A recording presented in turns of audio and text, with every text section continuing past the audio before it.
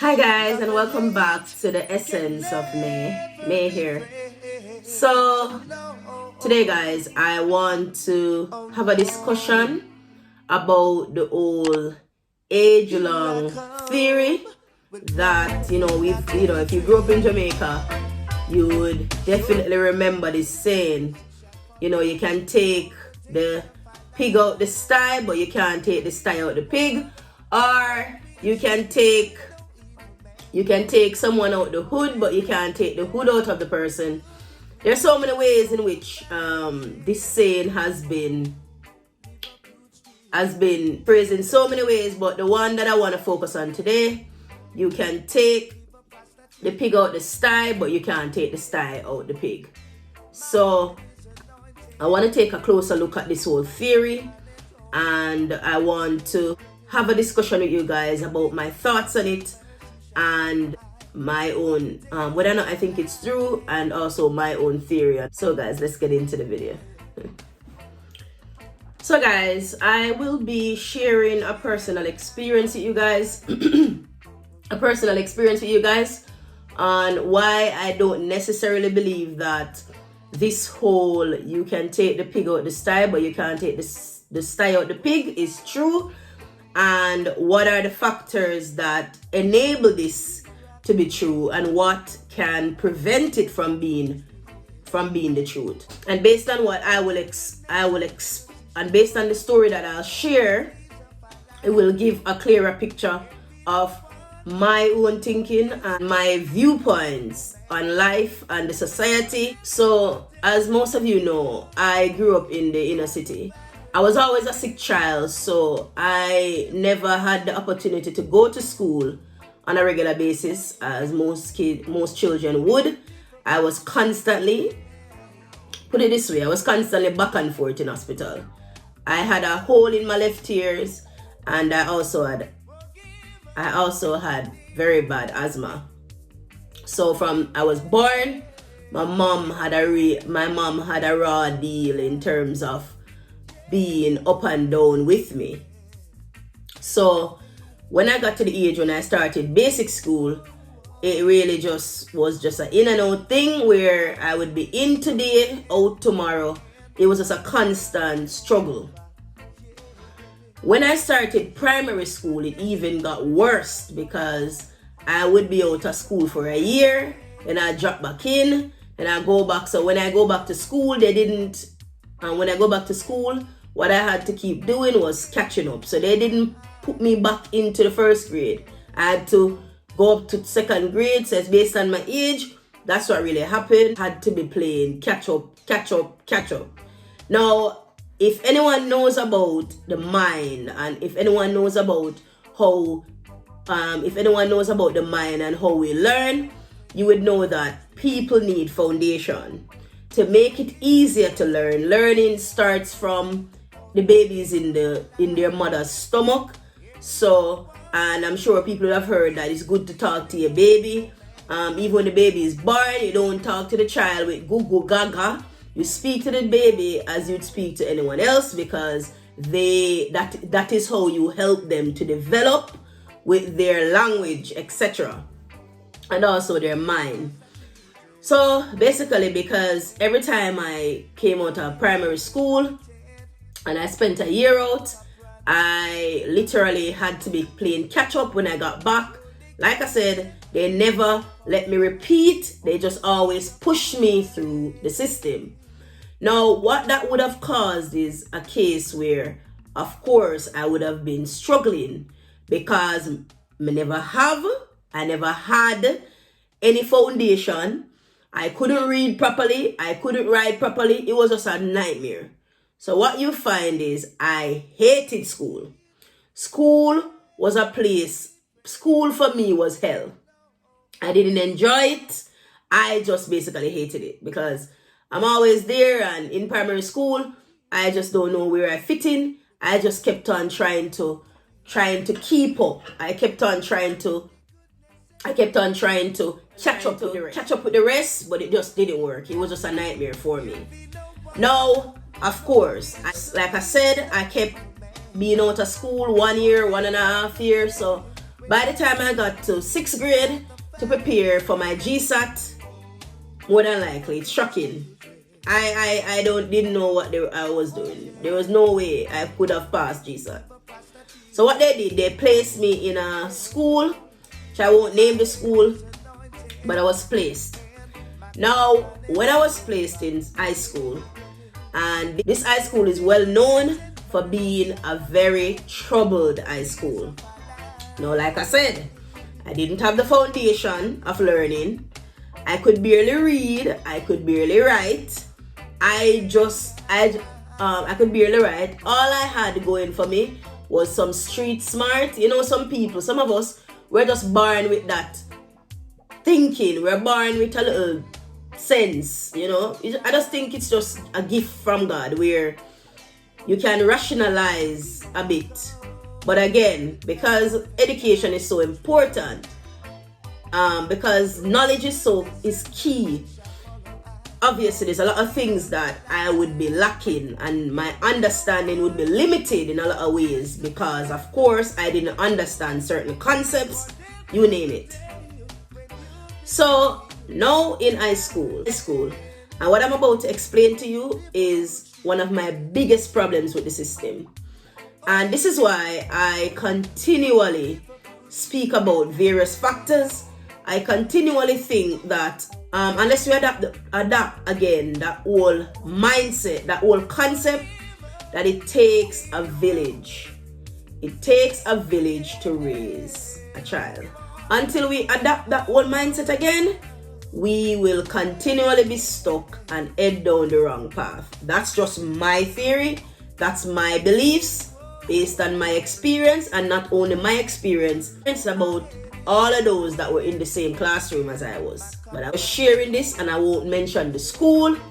I'm just sharing because this is one of the biggest problems in most of our troubled high schools in Jamaica. So now in high school, like I said, this is a troubled high school. I was placed in a class that you'd say it's a third brightest class, right? I don't know if every high school operates like this, but the high school that I went to, this is how they operated. So they did, what you do is based on your grades from your previous school, from your primary school, they would place you into a class. So at this high school, they had 5 different classes. And what they do, they spell the word learn. So you have L, which is first brightest, E, second, A, third, R, fourth, N, the bottom of the pile. So you'd spell learn. I was placed in A class. In A class, what we usually find was that on any given day, so like for example, in the mornings, you would find that we get a teacher in the morning. And LE was the prize bowl. And guys, bear in mind, they didn't hide this. This was evident. So what we usually find is L, especially L, they were a bit different. It's like you're in this high school, but there's a different environment when it comes on to L. Because L students were poised. They were told to stay away from us. So what usually happens is L student didn't really speak to A, R, and N. They would probably speak to E, but A, R, and N, I know it sounds troubling, but guys, this is a reality. I'm not even joking. Like, this is serious. So I would be walking in the corridor, myself and my mates, and they can back me up on this. An L student would walk past you. Not only L student would walk past you, L's teachers would not say hello to you. Now, this is going to sound troubling, guys, but what I'm saying is, in this high school, and I believe it happens I believe it happens in most troubled high schools. In this high school, what happens is, the teachers you get, now listen carefully, the teachers you get would match the level that you're at. What that means is, the duncer you are, the duncer teacher you get. Let me rephrase. What that would mean is, so say for example, a teacher goes to Chartoon Teachers College, and that teacher came out with a 2-2. I don't know if that's the way you guys do I don't know if that's the way Jamaica does degree grading. But in England, we have one, you have first, and you have 2-1, and you have 2-2, which is like a third. 2-2 is like you get a C, and anything below that, it's like you failed. I don't know if that's the grading of Jamaican degree, because I never received a degree in Jamaica, so I'm just saying. So, what usually happens is the teacher that L would get would be a teacher that came out of Teachers College with a first, which would be an A degree. And E would be a teacher that came out of college with a B degree. And C class, which is A, my class, would be, as you know, do the maths, would be a teacher that came out of Chartered College or wherever, C degree. So what you're finding, and remember, L would be those that can manage better than the average. E and A are N. But they would put the brightest teachers in L. Now looking back at it, it's crazy, and it really breaks my heart. When I think about it, it's just one of those things, that traumatic experience that you look at and you just laugh. It makes you sick, because I can't believe that.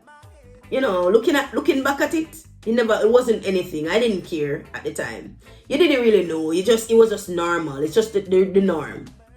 Now, you would think that if you have a third brightest, fourth and fifth, you would put the brighter teacher that will be able to bring those classes up to par. No.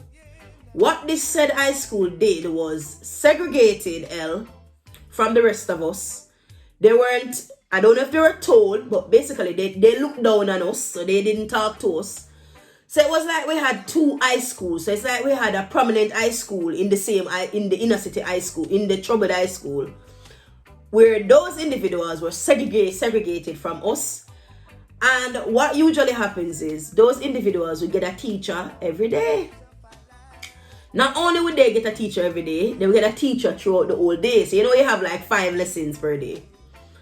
L would get all their 5 lessons, whether it be maths, English, science, you name it. They would get their 5 lessons every day. E, greater chance that they get their 5 lessons. A, that is when it went downhill. So I would get like 2 teachers in a day, on a given day. And then here or there, maybe you don't get the 3rd lesson. And then the 4th lesson show up. But the 4th lesson show up and they'll show up for like a short period of time and then they leave. And then they don't, definitely when it comes down to home time, when it's almost home time, because my high school was a shift school.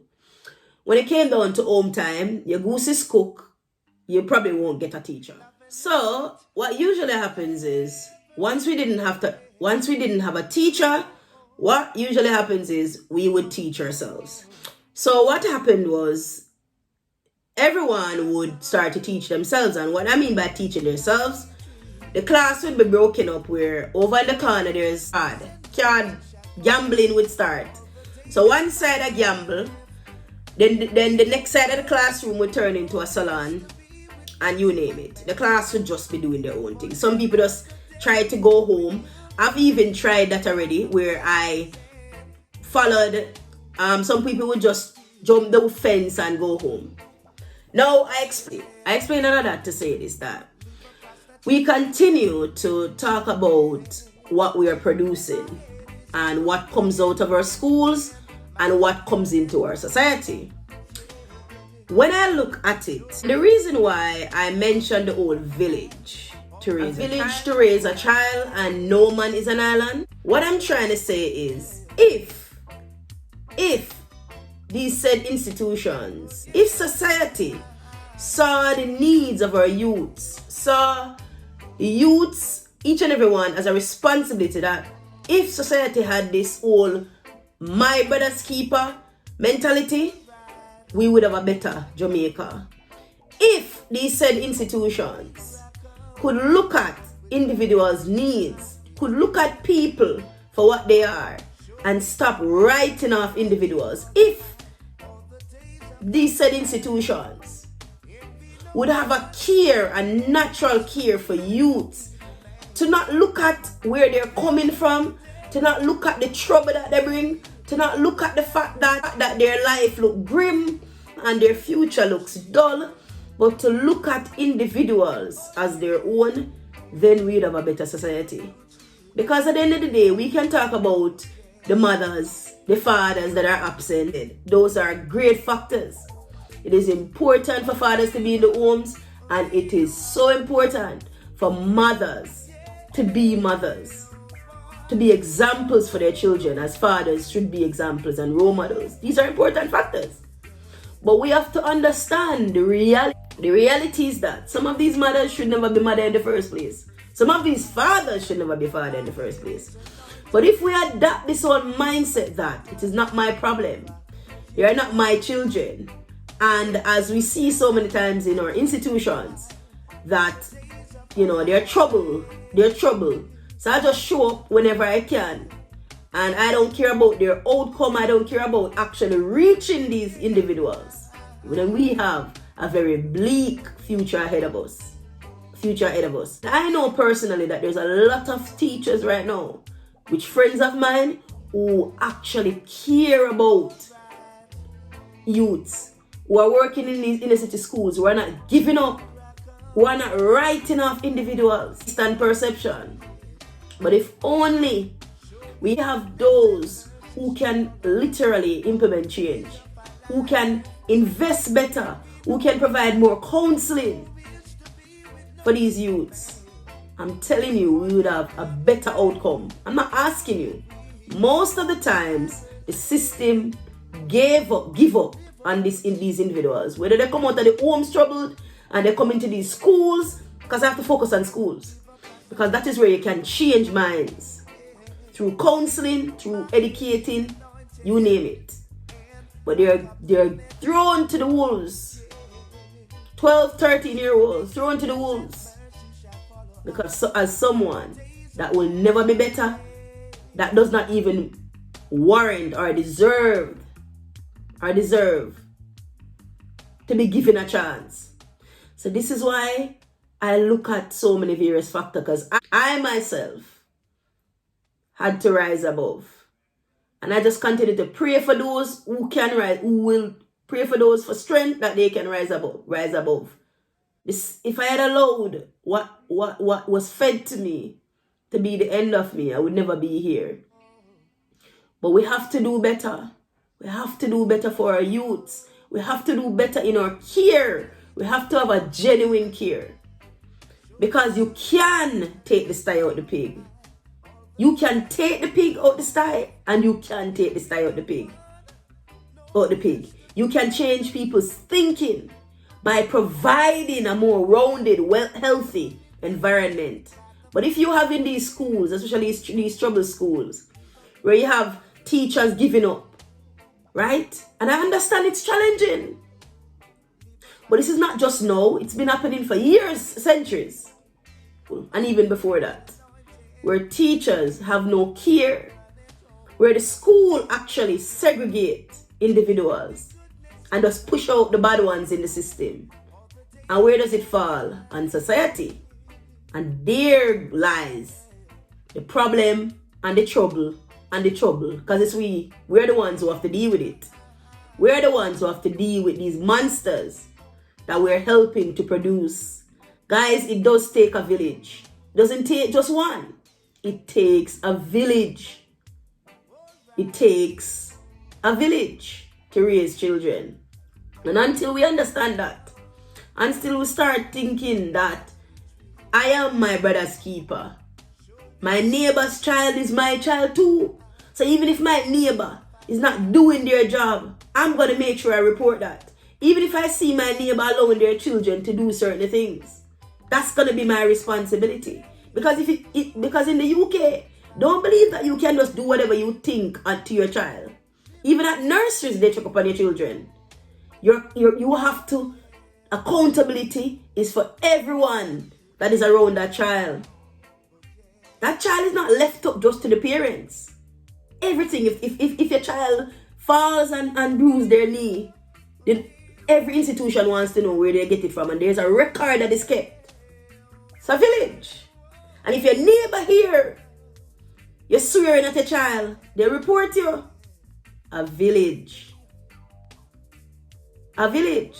So therefore, you have a better environment. And in the UK ain't perfect, but it's far better. Because we need to adapt this mentality. We need to adapt the mindset that even in our schools, wherever we go, we need to stop giving up on youths and be in that village that helps to promote and motivate. Motivate. Because guys, I am a testament. I am a testament to the fact that you can't take the sty out of the pig. Because I grew up in a pig sty. I grew up in a piggish environment. I used to love to hear the excitement, to run outside of the street. And not only me, there's so many people I've seen that has changed their environment. And their thinking is different. I remember when I just came to the UK and I didn't even like anywhere too quiet. And when I joined the military, and everything in the military is just serene. Everything in the military is quiet. You know, you have to have your time alone. You have to have your me time. It wasn't this loud noise unless you're on a range shooting. And I adapted.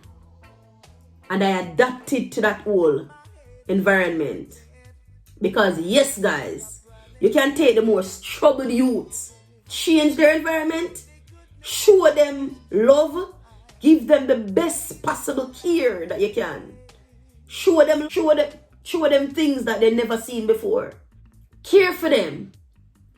Show them affection. And I'm teaching their environment. And I guarantee you that that said individual will adapt to that said environment. This is why it's important to ensure that our schools is an environment conducive for learning. That we're not throwing in the towel. And that we're ensuring that every individuals in our schools, whether it be troubled or not, get fair treatment and the same education that everyone else is getting. And trust me, we'll have a better outcome and a better result. And that's just my thoughts, guys, on it. That's just my theory on it. Those are my thoughts on the whole situation. But as always, guys, I do thank you for watching. Remember to like the video, share, you know the drill. Until next time, guys. Godspeed. Big ups.